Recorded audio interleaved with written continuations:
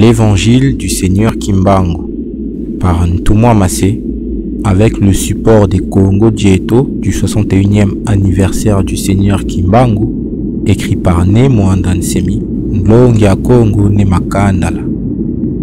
Ce livre a été publié aux éditions thebookedition.com. Manyongo Mamfumuami Hens. Les lamentations de Monseigneur Hens. Le 18 mai 1921, Monseigneur Hens de la mission catholique Toumba au Congo central a écrit une lettre à l'administrateur Léon Morel dans laquelle Monseigneur Hens disait ceci.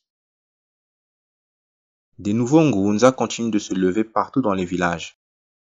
Tous ces Ngunza sont très opposés à la religion chrétienne venue d'Europe. Ces nouveaux Ngunza sillonnent tous les villages et ordonnent aux paysans de détruire toutes les statues et les statuettes de notre église catholique. Ils disent que si les Bena Congo désobéissent à leurs ordres, alors les Ngunza vont faire des appels, des invocations, des mbila, qui vont faire descendre le feu du ciel, qui viendra consumer tous les Minkolami, les désobéissants, et toutes les églises catholiques.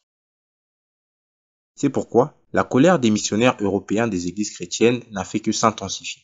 Voilà pourquoi les missionnaires suivants détestaient horriblement le Seigneur Kimbangu et sollicitaient sa mort auprès des autorités coloniales. Les missionnaires protestants, Thomas Jennings et Hillardson. Les missionnaires catholiques suivants. Le père Breckman, le père Jodogne, le père von Rosendath, le père Philippard, le père Van Wing, le père Dufonteny, le père Van Klemput, Monseigneur Hens, la sœur Eudoxie, etc. Au village Ndingi, Mfuenta, au Manyanga Maluozi, secteur Mongo-Luala, Yayam Polonkuka, qui souffrait de maladie, était morte. Le cadavre a fait 2 jours en route avant d'arriver en présence du Seigneur Kimbangu, qui l'a ressuscité des morts.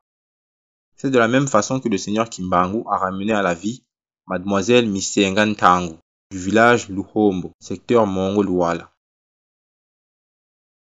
Mutangabi Lelin Zombo, du village Akukinkenge, s'est rencontré pour la 2e fois avec le Seigneur Kimbangu. Mwanda Velela, l'Esprit Saint, descendit sur lui et lui dota le don de la prophétie et de la maîtrise des gens. Mbuta Gabilelin Zombo ne guérissait pas des malades, n'enseignait presque pas, mais il prophétisait et maîtrisait les foules et les groupes de Ngunza, car il avait le don de la prophétie et de la maîtrise des gens, des foules. C'est un don politique. Il était très difficile, pour un fautif, de se tenir devant lui, voir sa figure sans trembler, envahi par une certaine fièvre mystique.